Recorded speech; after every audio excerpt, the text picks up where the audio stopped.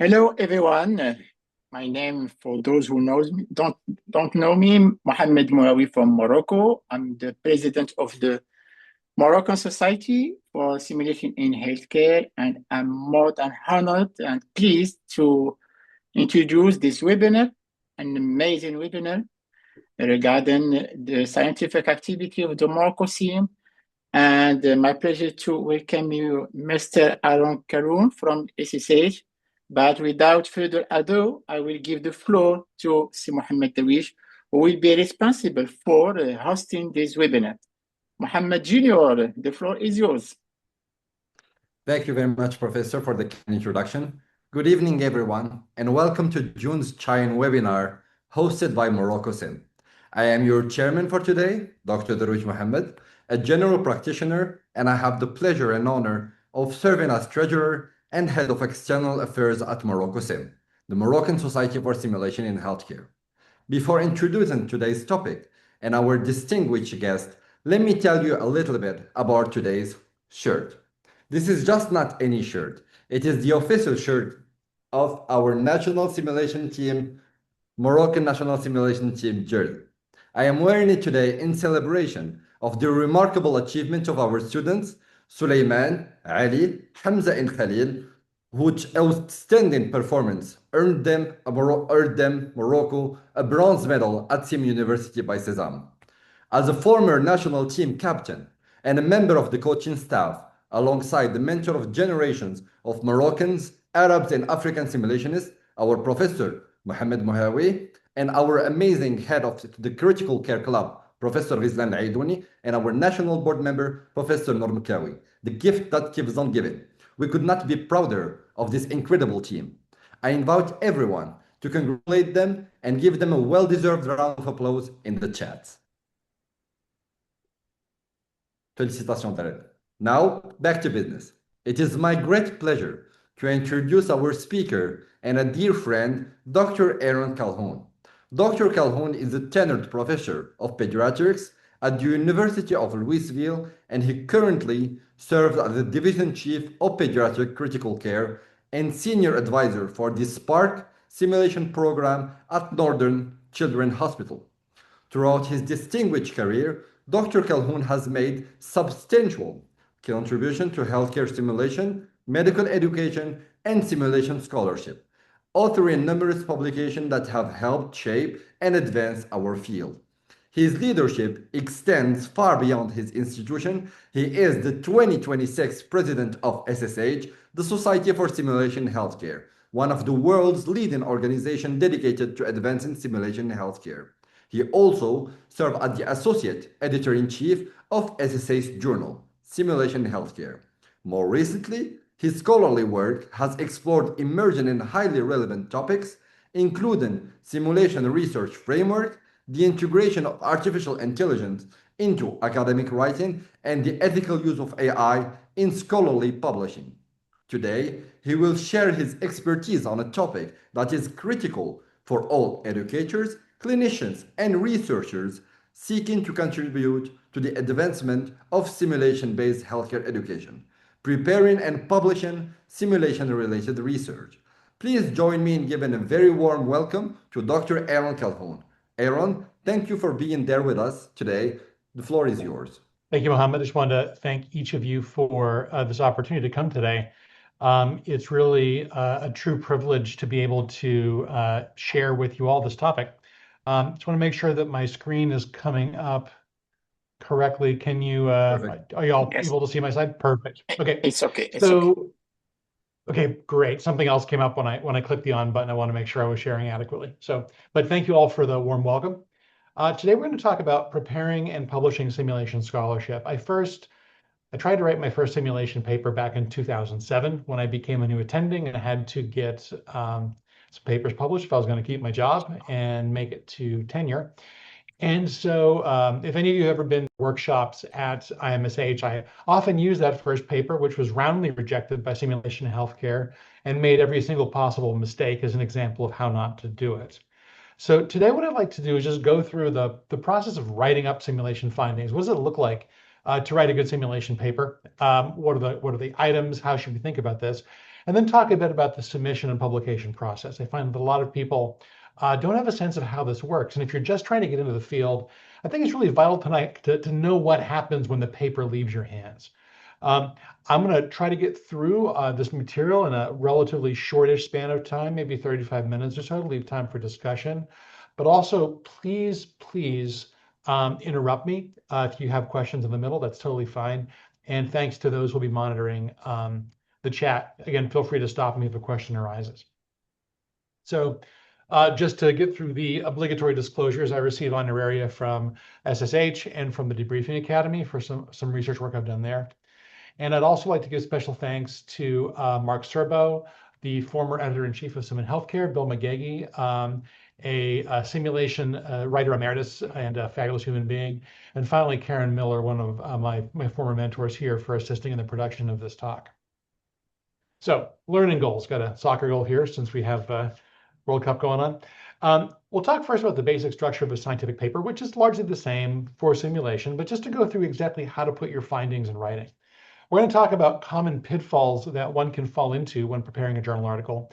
And then finally, we're going to talk a bit about the publication process and responding to peer reviewer comments. So it's an ambitious set of topics, so I'm going to plow right in so that we can get as much content in as possible before we start discussing and asking questions. So first, I'd like to talk a bit about the craft of scientific writing. When preparing a professional manuscript, just remember that a good research paper starts with good ideas and studies, with rigorous methods and reliable data. It's important to make sure that your article has a single focus and that you address it well. And above all, remember that the foundations of professional writing are integrity and objectivity, a clear-eyed, honest assessment of what you're able to do. Respect for the reader is critical as well. Readers are spending their time to read your work. And so just make sure that the writing is as clean and efficient as you can make it. But remember, at the end of the day, you can have a very well-written article, but if your methods are poor or your outcomes are not well designed or the study has flaws in execution, even the best writing in the world cannot make up for a weak or flawed material. So what this basically comes down to is the first step to writing a good manuscript is conducting a good study. We're not going to go into that today. That'd be multiple topics in the future. But let's just say that you have a study that's rigorous, well conducted. Where do you go from there? So first of all, some general thoughts. Plan and organize before writing. Know your audience. Write for the broader, less knowledgeable reader. One of the key things that we run into in this field a lot is we assume that our readers know everything that we know. And while we all may be simulationists, each of us has different areas of specialization, different knowledge bases that we're talking from. So just make sure that you write for a well-informed, but ultimately a reader that is not knowledgeable with your specific expertise. Tell the reader about how you'll organize each topic. Present an organized, logical progression of ideas. Writing an outline is extremely helpful. Maintain the organization and do everything you say you're going to do. As an editor and as a reviewer, I've been reviewing articles since 2008, and I heartily advise that you all do that. Find a sim journal and begin to review articles. It's one of the best ways to learn research. What you want to do is present an article that'll just slide right past them. Articles where there's no surprises, articles where there's no jumping between topics. Anything that makes the reader pause will make a reviewer pause. Anything that makes a reviewer pause will make it difficult to make it through the peer review process. Be concise, keep your sentences simple, 1 to 2 ideas per sentence. Use cohesive paragraphs, concrete examples, and then try to avoid jargon and passive voice. There used to be a lot of gymnastics that would go on in terms of writing, like, the author team did the following. Just say, we did this. It's okay. You can write in a first-person voice. Select your words carefully. Okay, so what are some key questions for medical reporting? Well, number 1, who's the audience? Who are you writing to? What's the goal? The goal of medical journalism is to report new research, review existing information, or express policy. These are all options. And then finally, what is the best place? Why is that information important, and how should you get it across? We're going to get to a little bit of that later on in terms of selecting a journal. So now into the meat of the actual writing process.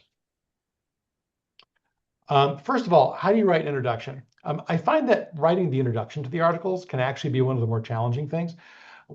most introductions that I see kind of wind up in this meandering, very vague statement like simulation's good. Well, we all believe that, otherwise we wouldn't be here. And then it kind of meanders around a few topics, and then finally you get to sort of a point. There's a better way to do it, and that way to do it is called the problem gap hook heuristic. And so I'd really recommend looking at this. This is the reference on the bottom is from Lorelei Lingard. So using this heuristic, you spend a paragraph saying, here's the problem. What is the issue that the study is going to address? We have studies in the past have indicated that we have insufficient information as to how to best train learners in X procedure to know that they're going to do well in the real world. Very succinct, very focused, very to the point. The gap, explore that literature. You stated a problem. Now give a sense of the shape of the whole. Remember that writing medical literature is like conducting a conversation across time. So the question is, what is the gap in what's been said? There's a problem. The problem has a shape. And then finally, the thesis statement. Here's how we're going to solve this problem. Here's how our team solved this problem. It's a very focused, kind of punchy way to do it. But always end the introduction with a statement of, here's how the study will fill this gap, and here is our question and what we did to answer that question. So how can you argue that gap? What does it look like to say that? Well, no one ever studied the issue. Important way to say it. The issue has been studied, but there's important gaps in knowledge. Another refined way to say that. Issue has been studied, but there are conflicting theories. Okay, so if there's conflicting theories, then maybe the next step is to figure out which theory is going to guide us forward as a community to do the right thing. There's an alternative or better way to study the issue. A lot's been done, but you're like, I think we need to take this in a new direction, provided you can support why. So these are some phrases that can help. Finally, when you're ending your introduction, you have to consider whether you're asking a more general research question or whether you have a more focused research hypothesis. These may sound the same, but they're not the same thing. Research questions are usually best suited to descriptive and qualitative studies, studies where you're looking at the whys or the hows. Hypotheses are more directed to quantitative studies when you're looking toward how much or comparisons between. Research questions are typically informed by experience. They may not actually be testable yet. There might not even be a way to measure it, but they can still be things that are worth looking into. So an example of one that I asked once is, what exactly does unplanned mannequin death do to the learner's emotions and thoughts? So you can't test that yet, but it's a question you can ask and gain information on. Hypothesis is focused, definitive, predictable, and you can assess it quantitatively. So a hypothesis that might go with that general research question would be, can the negative impact of simulated death on learner emotion be mitigated by specifically addressing it during debriefing using an advocacy inquiry approach? So I hope you see the greater amount of specificity. You're talking about a specific aspect of the problem. You're talking about actually mitigating it, changing it, something that can be compared to with a before or after, or we did this, we didn't do this. And you're actually talking about specific theories of debriefing that you're testing in relationship to this. Again, which one you use is going to be dependent on the kind of research you're writing, whether it's qualitative/descriptive or whether it's quantitative, more like an RCT or a quasi-experimental design. Okay, on to the methods.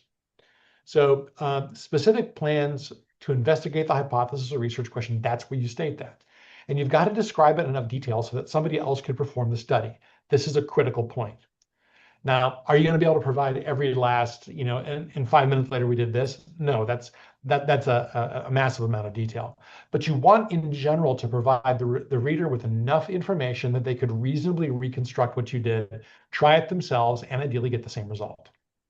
So how you describe the methods depends on whether you're talking about quantitative research involving numbers, statistical comparisons, or qualitative, whether you're looking at words, thoughts, emotions, and constructs in a learner's head. These are very different kinds of presentations. But for quantitative, here are some of the things that you want to look at. Participants, who's the sample? Who are your learners? Settings, where did you do the study? Power analysis. In a quantitative study, in an ideal world, you're trying to find an effect of a certain size. So how many learners? Do the math about how many learners you think you'll have to put through the study in order to detect the difference you're trying to get at. Outcome measures, what are they? Are you sure? Do they match the introduction? I've seen many studies where people pick an outcome measure that they think works just because somebody else used it, but it doesn't match their intervention. If the outcome you're looking at can't be reasonably connected to what you're trying to change or alter, then you're going to get a negative result. And then finally, are those outcome methods reliable? Is there any previous validity evidence? How do we know that the tool or the assessment you're using to measure that outcome can give you the kind of data that you think it'll give? Research design is important. Variables, randomization, balancing, counterbalancing, flow diagrams so people can see how participants will flow through the different arms of a study can help. Study implementation. How'd you actually do it? What exactly are your statistical tests? How is the data treated? And then finally, always add a statement, no matter how your research is conducted, about ethics and IRB approval. It's important that a journal article, that a journal editor know that you've gone through the appropriate modes of gaining ethical support for your paper. Qualitatives are different. Qualitative research typically involves taking text or video and analyzing it for clues as to learners' thoughts, feelings, or activities. There's no numbers. It's all codes and categories. And so with qualitative research, the first thing is to know what your theoretical framework or your methodological approach is. What type of analysis are you going to do? Thematic analysis is a common one. Grounded theory is another one. But you got to say, here are the rules that we're playing by, and here's how we're going to actually look at this text. You want to talk about research team characteristics and reflexivity. So what does that mean? So in qualitative research, your research team is looking at text, looking at videos, and creating codes and categories. That means that their experiences, their biases, their backgrounds are going to form a vital part of what happens and how that data is seen. That's okay. We accept this in qualitative work, but people have to tell about who they are, be honest about what their background experiences are and how that might impact their results. Just be clear. And then finally, again, to participant recruitment and selection. Oftentimes, qualitative studies don't use randomization. They'll use purposive selection, where you are trying to get as high a variation in the people being involved as possible.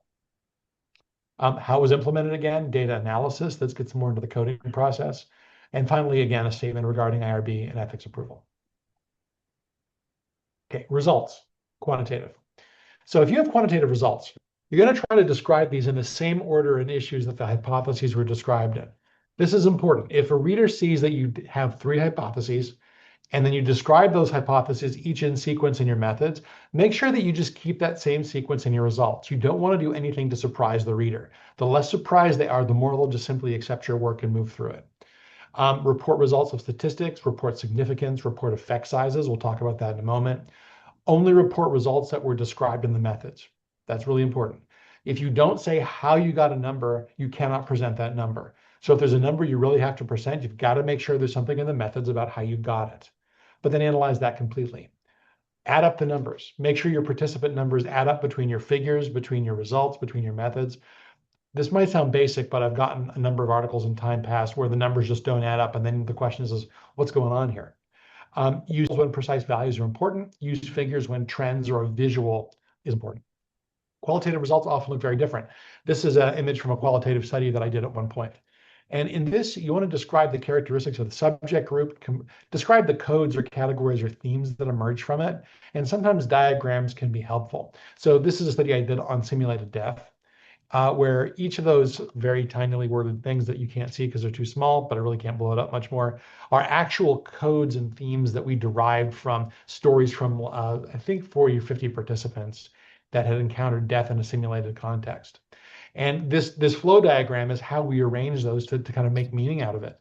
And so present all those, but at the end, it's often helpful to present some of the actual text, some of the actual quotations that you use to get those codes. You're trying to support to the readers that this idea, this structure you formed in your head to explain what you saw is connected to what the actual participants said or shared. So writing the discussion, take a step back then. Ask yourself these following questions. What does the data mean? Why would anybody out there care? What can I generalize that might be helpful to other educators? And finally, what would I do differently if I were to do this again? That's the foundation of your limitations. Those are the basis for everything you're going to conclude.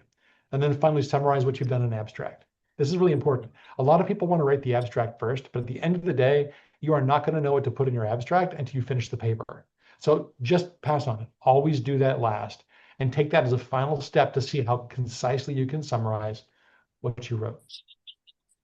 So I'm going to skip this one just for the sake of getting to some questions, but I do want to go over 2 more slides before we move forward.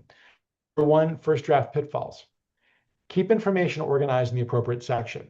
When you get spillover, then you get confusion. Don't interpret your data in the results, just say what they are.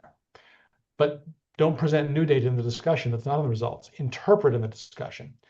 Don't overinterpret the results either. Don't draw conclusions that are beyond the strength of what your data can show. Make sure all interpretations are consistent. Don't overstate them, and but do not inappropriately de-emphasize the limitations too. If you have limitations, be frank and honest about them. That will get your article a better hearing. Finally, I'm going to mention some study designs and reporting conventions. These are a number of statements out there, some of which actually have simulation expansions to them that can give you a sense of how to organize a study and therefore how to organize a paper. A lot of journals will actually require you to go through these checklists and submit them with your article, so they're going to become familiar with. There are sites where you can get all these. The Equator Network is a major one, but I would just call your attention to a few of these. Number 1, the Strobe and consort statements and the Squire statements both have published simulation extensions. Strobe and consort are for quantitative RCTs, that kind of research. And Adam Chang, back in 2016, published extensions to those that gives you a sense of how to fit simulation research in there. More recently, the Squire statement, which focuses on quality improvement and implementation. We did the same thing. And I think Kim Stone is the author of that article, but that was published within the past 2 or 3 years. If you're doing qualitative, SPQR is good. And also COREC is a good one to look at for that. And so we don't have anything specific to simulation in that context yet, but keep your dial tuned. Hopefully we'll be doing that in a few years as well. So these are not meant to overwhelm, but finding which of these reporting conventions fits your article and then actually using them to actually design even the research study can help both from a design and implementation and a publication phase. Now, before I go to the next of the 3 sections, I want to take just a moment to see if there's any questions that are coming up. I see 15 comments. I'm just looking through here. And did any of you see any comments that sort of bear discussion at this point, or shall I keep going? So far, just introducing everybody. No questions yet. Okay, wonderful. We'll keep going. Yeah. So now I want to phase from the general structural considerations into, I'd say, some of the most common problems I see in a simulation-based healthcare research writing. Honestly, if you can avoid these, you're doing really well. So keep these in mind if you're writing your first paper or 50th, keep these in mind. Number 1, how many are familiar with the concept of p-fishing, if you've heard of that before? What is it? So the reality is that there are certain statistical rules that we're playing by tacitly whenever we're doing p-value based comparisons. And so it's possible if you trawl through a large enough database, hence the fish picture, looking for every possible associations, that you're going to find enough random p-values that meet the threshold just due to random variation that you're going to say, wow, we have all these findings. It's very easy to do. It's very simple to do with modern statistical software, and it's utterly meaningless.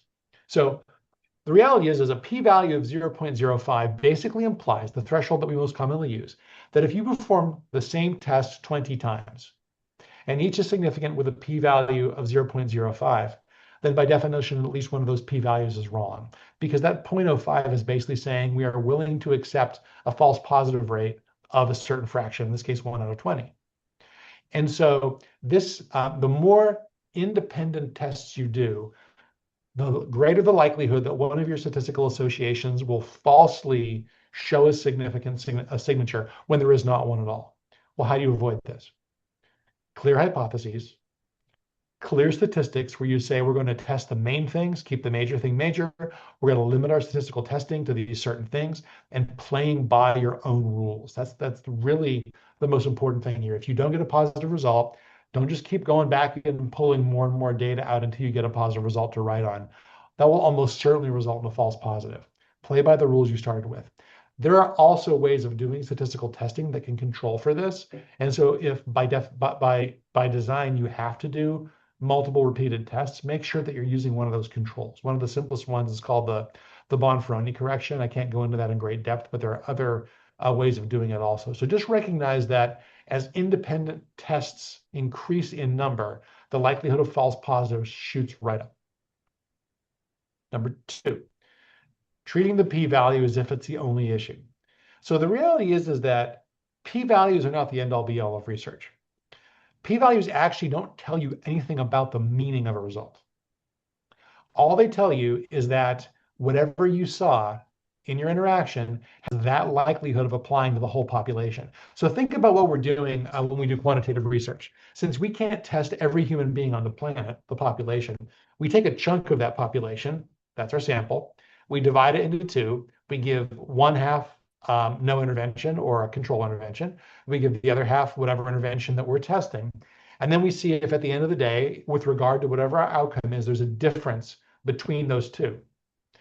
All the p-value says is whatever that difference is, it is either likely or not likely to apply to the population at large. It's either a random thing or a real thing, but it doesn't tell you how big the difference is. This effect gets magnified by higher sample sizes. So an example is if you have like a cancer study on a new drug and you've got like 100,000 patients in that study, you might get a very significant p-value for a certain drug's ability to maybe maintain life a bit longer. But the difference between lifespan for the control and the intervention might only be a day or 2 days.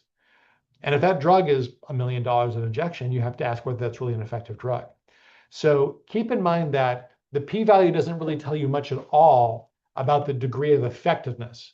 What the p-value tells you about is the likelihood that you can translate that finding to the larger population. Reporting effect sizes, if possible, for p-values are the way around this. Those are standardized measures of differences or magnitude of effect. Number two, hyper-precise Likert scales. So how many of you have read a paper where somebody says that one individual had a 3.51 on an assessment tool and the other had a 3.75 and then talks about that a lot? I have. The reality is on a 1 to 5 scale, which is how we typically do a lot of our survey-based work, it's actually arguable whether you should use decimal points at all, let alone 2. So this is a simple one to resolve. Just don't fall prey to the temptation of averaging down to these really tiny decimal places. 2 significant figures is enough. 3.5 to 3.7, that's defensible. Anything beyond that isn't. So don't add extra decimal points. That just kind of muddies what the data is showing. Okay, this is one I see a lot as well. So can anybody tell me what the difference is between these two graphs? Is the data different?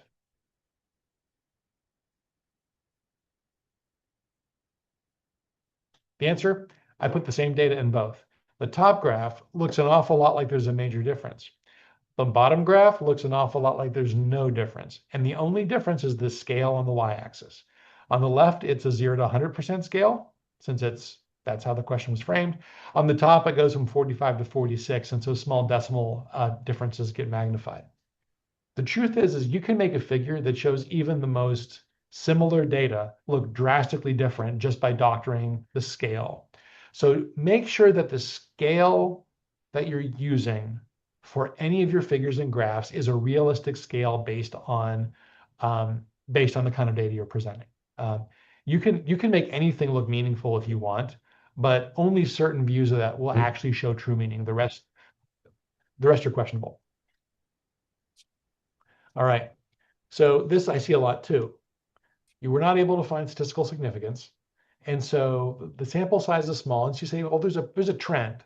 There's a positive trend here, and I'm going to make a conclusion based on that trend. The problem is you can't do that. The integrity of research is 100% dependent, 100% dependent on clearly stating the rules you're going to use for interpretation up front, and then obeying those rules no matter what your outcomes are. Once you kind of break your own rules, it's a crapshoot. It's all up for grabs. So always do a power calculation, number one, before performing a study, especially if it's comparative, to make sure that you can actually detect the difference you're looking for with the sample you have. And if you can't, if your p-values don't match your predetermined criteria, don't say there's a significant difference. Don't even say there's a trend. Just say that we were unable to disprove the null hypothesis. You might indeed be in a situation where a higher sample size could let you find that. But if you start claiming that something's a trend in some direction, all that's really saying is we want to believe this is real, even though we can't, and so we're going to try to talk you into it. So just be honest and open about those results. All right, a disconnect between findings and conclusions. It is very easy to have conclusions that dramatically overstate the results. So here's an example. Let's say there's a study in which resident test scores and a musculoskeletal exam have declined over time. And then in the conclusion, somebody says, well, we need to add a national musculoskeletal rotation to all medical schools in the US. ACGME is our accreditation office. So the answer is this. It's interesting that those skills have declined over time. That might mean something. It probably doesn't mean a change in national policy. This is an exaggeration, but it is really easy to want to claim highly dramatic findings for your results, even if the conclusions you can derive are more modest. So again, the key here is just making sure whether a conclusion is truly justified by the evidence or whether it's only suggestive. All right, final pitfall. The intervention always works. Again, I run into this all the time. So you write about your results. You put them in there. It's clear that you didn't find a statistically significant finding. The discussion implies that there might be something there, and then the limitations basically goes over all the limitations, but then says why they're not relevant and why the study shows something. It is so tempting after all the work it takes to design, to implement, to write about a research study, so tempting to try to justify in the conclusions why the results you thought you would obtain, you haven't retained. Resist this. Don't let your desire for a positive result to overrule the strength of the evidence. Be honest about what you found. Now, there are ways of getting negative studies published. People often wonder, well, if I didn't get what I found, how likely is it to get published? That's a whole report, and there's a whole discussion on its own. What I'll tell you though is this: if your research question is based on a known theory, a known path, rather than just an intervention you came up with, then if you can say something about whether or not that theory works, that's going to be helpful. I'm going to give you an example for concreteness. So one thing that I worked on here was a study looking at whether rapid cycle deliberate practice style simulations could work for communication skills training around human trafficking. Very focused. Nothing even written about this. If we had just looked at, hey, I came up with this intervention on human trafficking, can we test it? And we found no results, nothing positive, nothing meaningful, we couldn't have gotten that anywhere. Why? Because it wasn't based on anything. It was just somebody's idea, and the idea didn't work, and no one really cares about that. But because we based it on a rapid cycle deliberate practice, which is a known theory that has known value in simulation, and we were looking at whether this way of doing sim applies to this type of simulation training, then our results would show that there were no differences. All of a sudden become meaningful, because rather than just saying my idea didn't work, it says this way of doing sim in fact might not apply well to this type of simulation, this type of situation, and that can prevent others from maybe investing resources in that when it's not warranted, or they should really refocus. So there are ways of making a study that did not show the results you want, talking about it in a useful fashion in the community, and that will get published. But it involves designing that in from the get-go. I'm cognizant of going through these kind of quickly, and so before I start with engaging with publication, again, I want to see if there's any comments or questions so far, or whether I should wait to do that at the end. Okay, so I'm seeing Mohammed's comment about keeping them to the end. That's perfect. So I'm going to go through this last phase, unless you have a comment, Mohammed. No, perfect. Let's keep it on the end. Okay, we'll get through this last part, and then that'll give us 20 minutes or so to talk. So final section is, how do you engage effectively with the publication process? So this is the part that people probably don't know that well unless you're like on the inside of a journal. Well, first case is, in simulation, which journals should you publish in? This is important. It directly affects the format of your article. So there's, of course, the big four simulation journals, Sim and Healthcare. I put it first because I'm SSH president and I work for the journal, so I wanted to make sure that was front and center. But in reality, all four of these journals have tremendous strengths. So don't, I'm not gonna argue which one's better. That's not fair to anybody. Clinical Simulation of Nursing, Advances in Sim, Journal of Healthcare Simulation. There's also med-ed-specific journals like Medical Education, Academic Medicine, JGME. So just pick the journal you want to publish in and have a sense of what that looks like.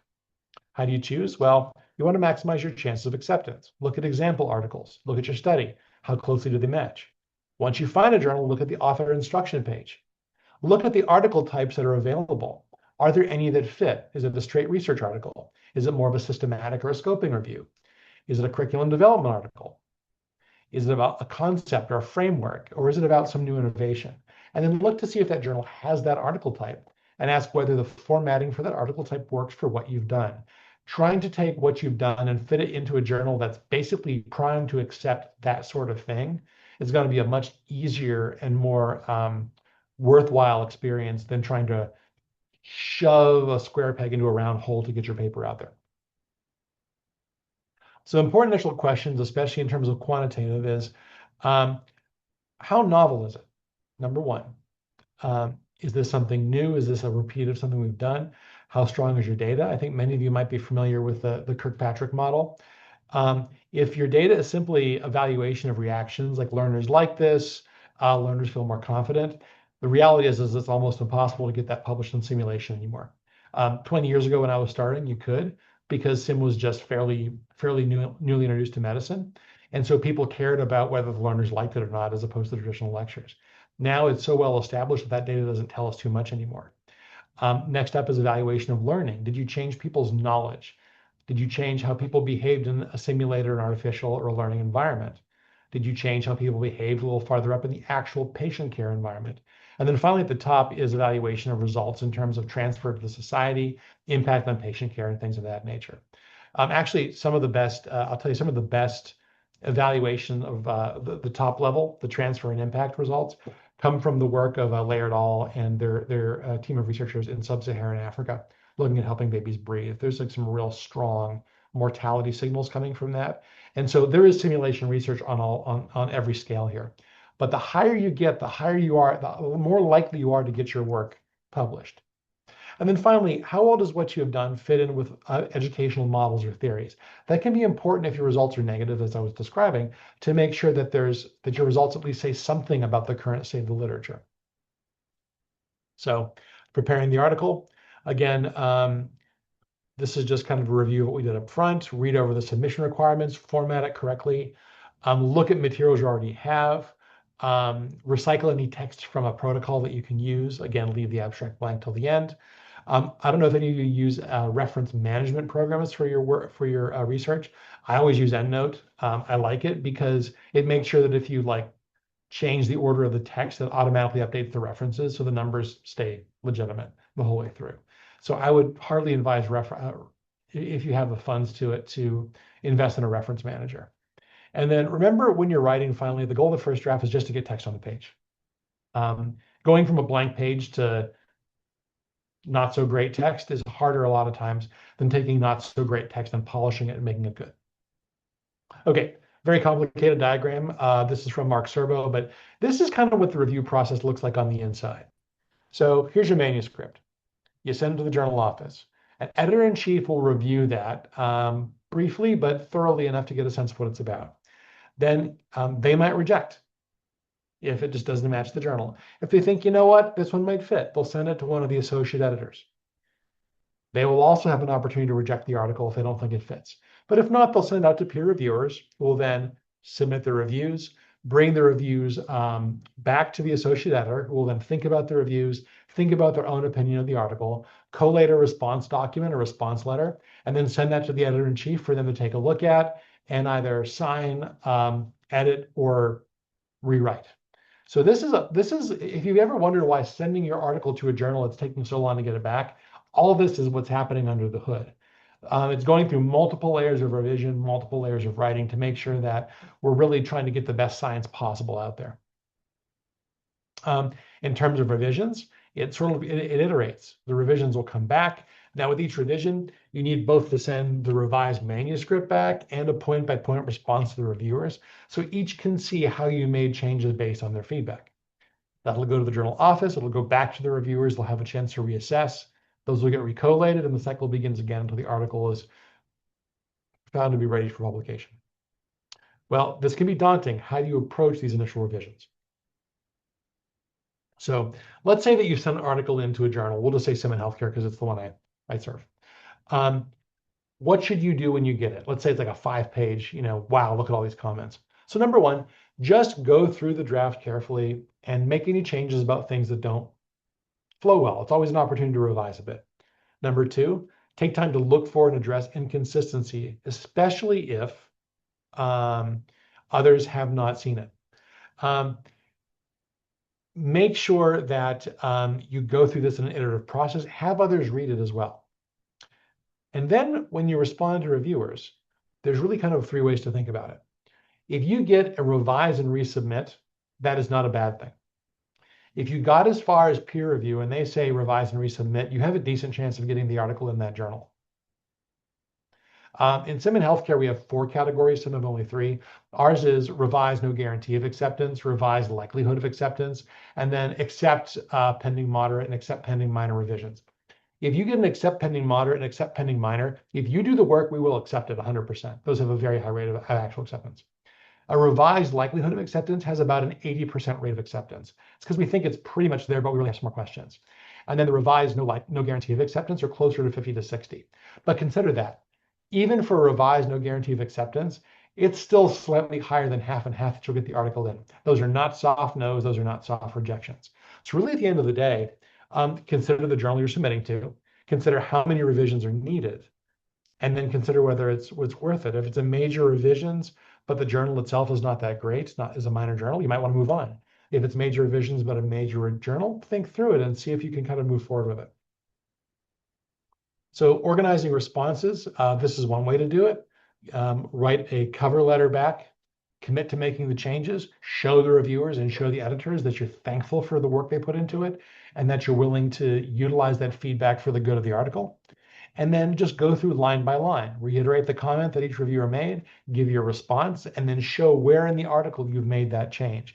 I will often go through the article and highlight sections of the article and say, the highlighted section in lines X to Y of the article are where I made these changes.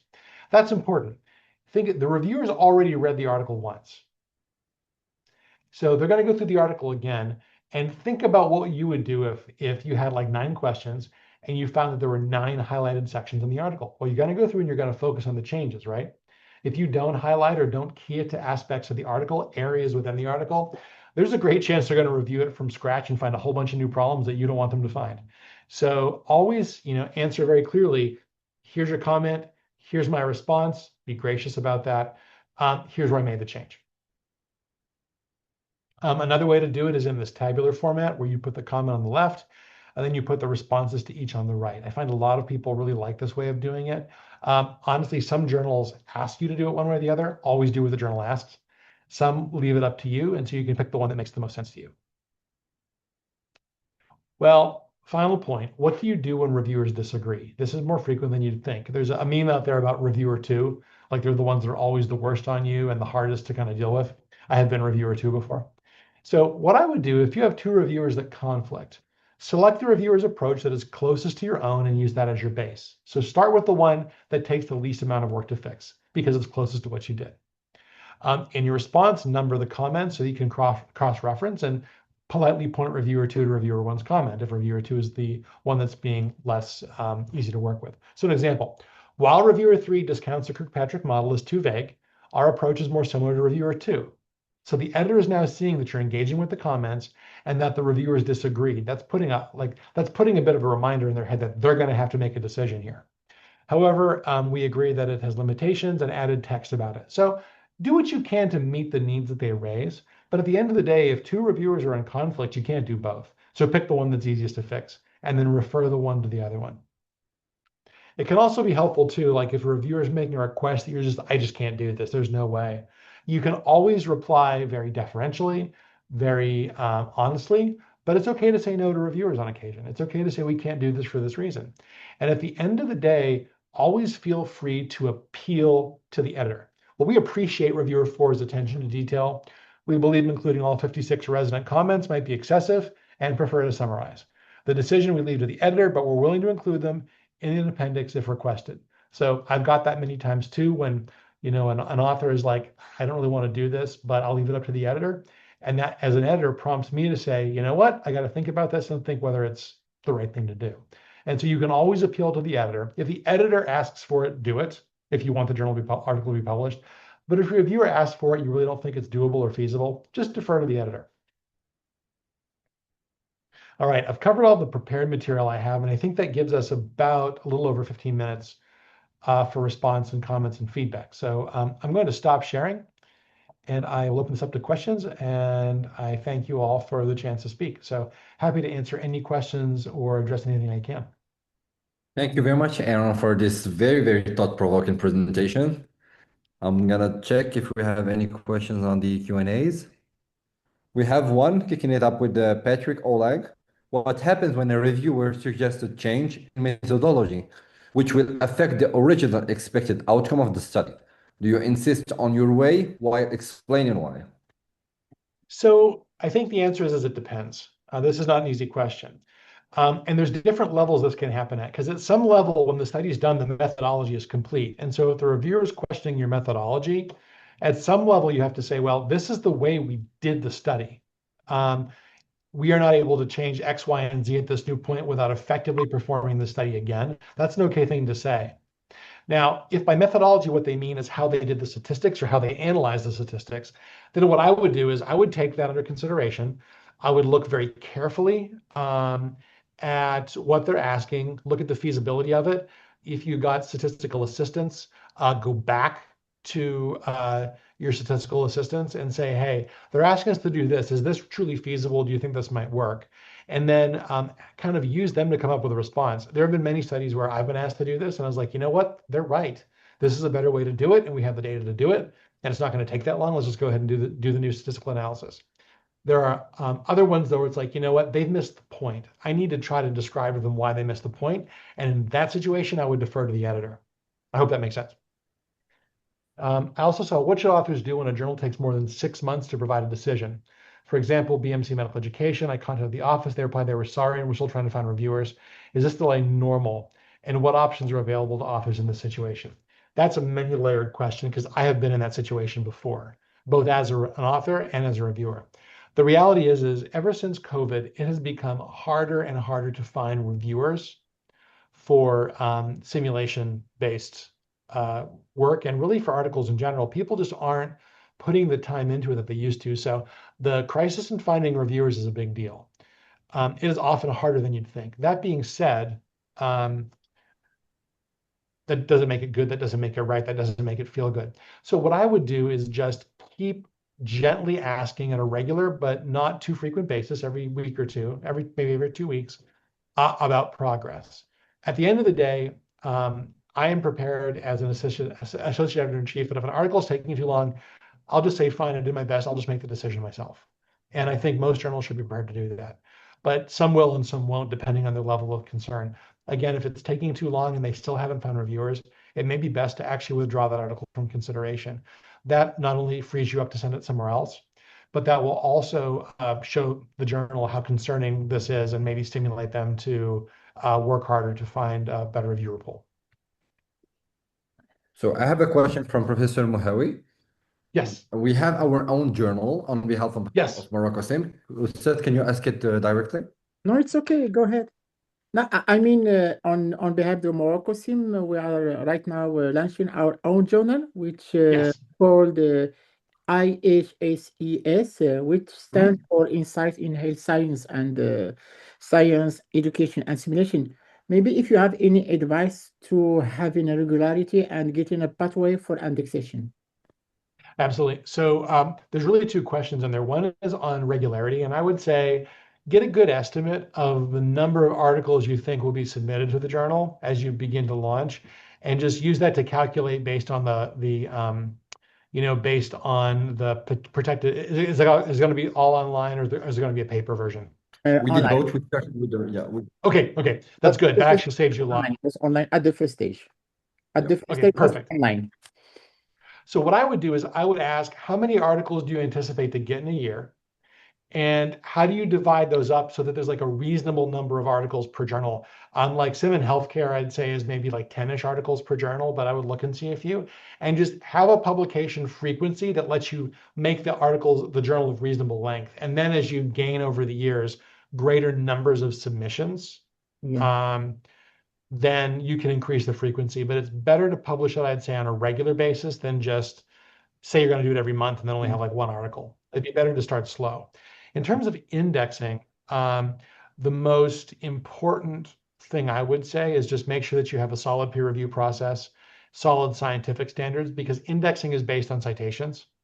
And so like indexing based on getting your first impact factor and things of that nature. And so you just want to make sure that you're publishing articles in that journal that are likely to be cited by others, which means having a panel of experts on that journal with a good background in simulation as a whole to make sure they can help select articles that are liable to help the journal get off the ground well, if that makes sense. Yeah. It takes a few years to get indexed, but just try to, if you have a good process for vetting the science and for making sure that citable articles are published, that will help. Okay, thank you. We got it. Okay. We will do our best to have it. So, Derouich? oh, no, not a problem. Mohammed? I also saw a question about using Thank you, Мережки Aaron. to evaluate the quality. Oh, sorry. Exactly. I just wanted to jump on it. If, this is the first issue of our own journal. It says Insight in Health Sciences and Simulation. If you scan the QR code, everybody can get access to it.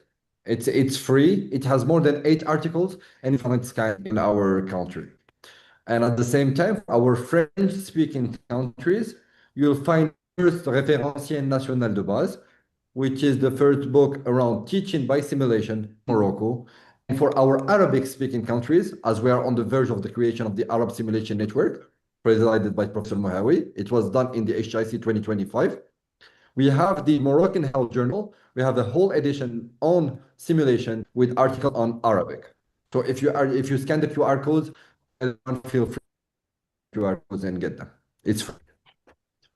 I'm looking right now while you're talking. I'm scanning through the articles you have in here, and they look like a really excellent set of articles for first launch. So I think you have a lot to be proud of here. And I also think it's a significant limitation in the STEM community right now that you're mentioning Arabic, which is again a huge chunk of the world. And the fact that all the journals right now are primarily English speaking, I think, is something that as a global community, we need to expand beyond. I'm hoping we get some Spanish speaking journals in there too, because I think that would just be really a benefit to the global simulation community where people can find articles in their native tongue. So wanted to say my hats off to you all for launching this journal. Thank you. I'm very, very excited to announce that we're officially working on translating very, very important papers from English to Arabic. We're doing a very interesting work with Ralph and Cynthia from Satam around the global consensus, and we're translating it to Arabic, and it will come out very, very soon. And we're doing it with other papers so that simulation should bring us all together and in different languages. Yeah, I could not agree with you more. And I think the only way for that to happen is for the research base to branch out into other native languages rather than simply staying within English. And I'm saying that as a native English speaker, you know. So I want to answer the question about Мережки to evaluate the quality of the paper before submitting it. Bonjour, Denis. Oh, sorry. Yeah, it's just from our French professor Denis Oriot. I just said hi, and he said, "What about you? What do you think about the Мережки score to evaluate the quality of the paper before sending to a journal? Does it have to be cited in the letter to the editor, or is it a bit pushing?" Yeah, I don't think I would cite it, and that's only because of what Merежki is really for. Like, where Merежki shines, so any assessment tool is validated for specific uses, right? Merежki is actually is validated and built for comparing the quality of different simulation articles during or different articles in general during the creation of like systematic reviews or things of that nature. So it's really meant to describe like comparative quality across a broad breadth of literature.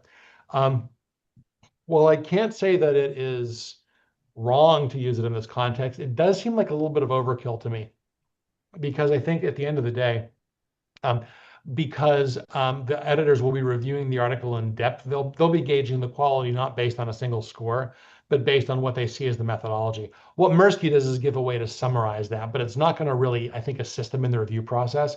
And every article gets reviewed that goes in. So to me, it just seems like extra work that's not liable to really generate a lot of return, especially when Merежki really wasn't built for that particular use, if that makes sense. See another question on how can novice researchers identify the most appropriate journal for a simulation-related manuscript? And the answer to that one, I think, is a lot more simple, which is find the journal that has the most similar article to yours. Because if that journal publishes articles that look like yours, the reviewers are used to articles that look like yours.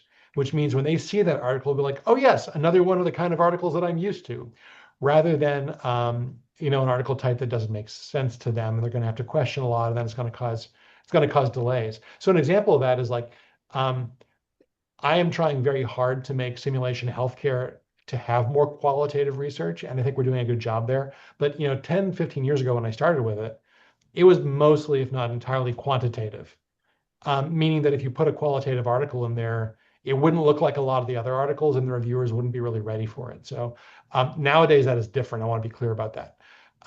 But just make sure that you're sending a paper to the kind of journal or to the journal that has articles that have the highest similarity to what you've written. That's going to make a lot of difference. Well, that was all the questions.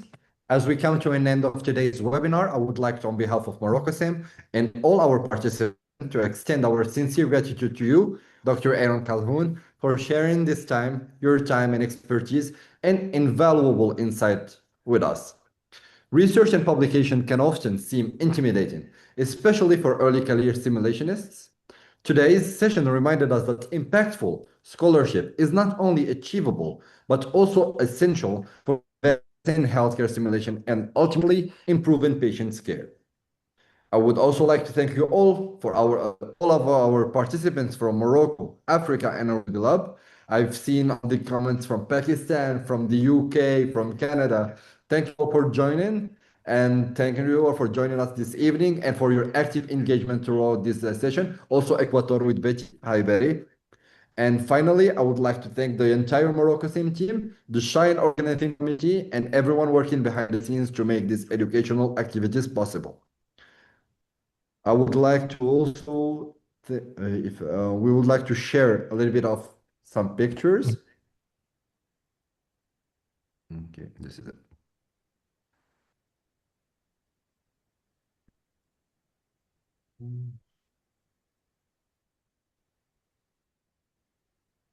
So this is a picture that was taken in IMSH 2024 in Orlando between the two current presidents of our organizations, Professor 𝗲𝗪𝗧𝗪, the organizer and the leader of Professor of 𝗲𝗂𝗧𝗪, the Arab Simulation Network, and the vice president of the African Simulation Network. And on the right, is Dr. Aaron Calhoun, the current president of SSH. At the same time, this is the signing of our affiliation between Barry and Professor 𝗲𝗪𝗧𝗪. It was done in 2024, and we're very, very excited for next year to sign the affiliation. Believe me, I'm looking forward to it too. Yes, perfect. And this is the whole board that was present, and this was the team present in 𝗲𝗂𝗧𝗪 in our next event. I would also like to inform everyone regarding our relationship with SSH. They are our affiliates, but we're also very, very excited for their incoming conference. It's Ignite. It's a SIT-Ops. It will be taking part from the 15th to the 17th of July in Tampa, Florida. And why are we very excited about that? Is I will be present in 𝗲𝗂𝗧𝗪 there to sign officially our CISA agreement. We will be the accreditor for the Society for Simulation in Healthcare here in Morocco and generally in Africa and Arab world. Looking forward to seeing you there, Aaron, and to look at Matt and everybody else. Likewise.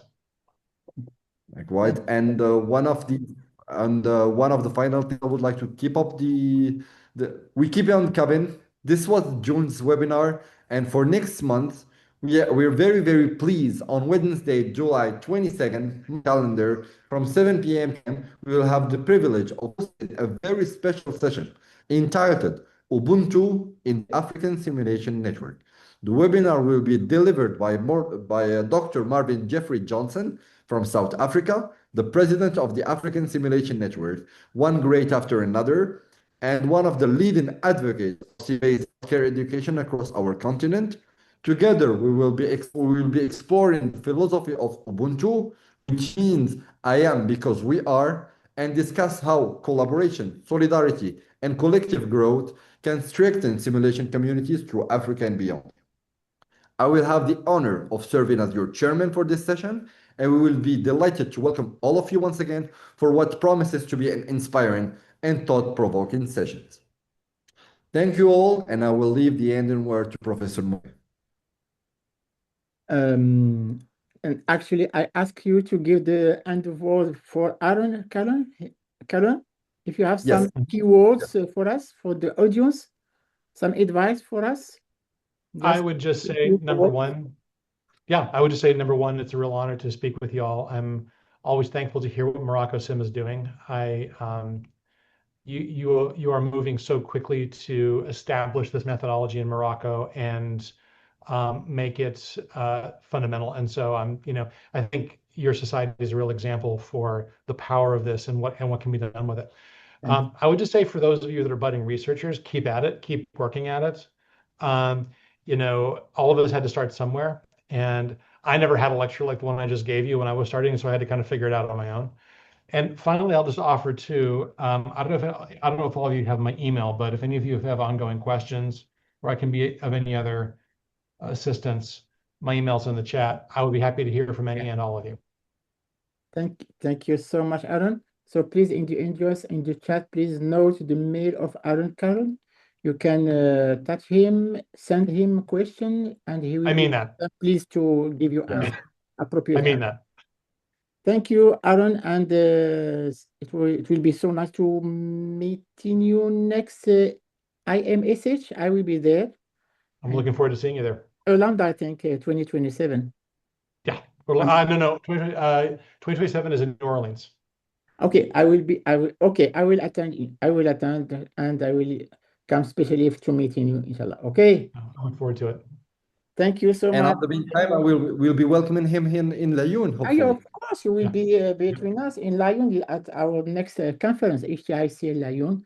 So long life to our affiliation, long life to our partnership, and long life to our collaboration between SSH and Morocco Sim.